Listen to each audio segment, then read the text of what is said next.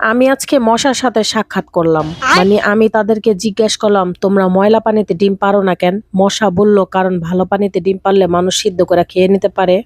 এরপরে আমি জিজ্ঞেস করলাম, তোমরা মশার কয়েলে মরো না কেন? মশা আমাকে বলল, আমরা যদি মরে যাই তাহলে কয়েল কোম্পানির মানে কয়েল ফ্যাক্টরি সব বন্ধ হয়ে যাবে।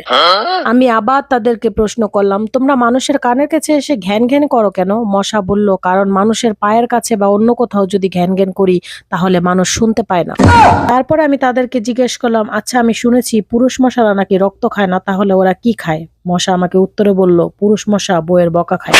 এরপর আমি বললাম, আচ্ছা মশায় কামড়াইলে মানুষের ডেঙ্গু হয় কেন? মশা আমাকে উত্তরে বলল, মশারা কি শুধু মানুষের রক্ত নিয়ে যাবে, তাদেরকে কিছু দিবে না? মশারা এত স্বার্থপর না, তাই মানুষকে ডেঙ্গু উপহার দিয়ে যায়। মশার সাথে সাক্ষাৎ করার পর আমি মশার উপরে রিসার্চ করলাম যে মশা অনেক ধরনের হয়। যেমন পড়তে বসলে যে মশা কামড়ায় তারা হলো অশিক্ষিত মশা, খেতে বসলে যে মশা কামড়ায় তারা হলো ক্ষুধার্ত মশা, ঘুমানোর পরে যে মশা কামড়ায় তারা হলো কাপুরুষ মশা, আর জেগে থাকা অবস্থায় যে মশা কামড়ায় তারা হচ্ছে সাহসী মশা, আর মশারি টানানোর পরেও মশারির মধ্যে যে মশা ঢুকে কামড়ায় তারা হচ্ছে ছেঁচড়া মশা, মাঝরাতে যে মশা একা একা কামড়াতে আসে তারা হচ্ছে সিঙ্গেল মশা, আর আমার ভিডিও দেখার সময় আপনাকে যে মশা কামড়াইতেছে তারা হচ্ছে নির্লজ্জ বেহায়া।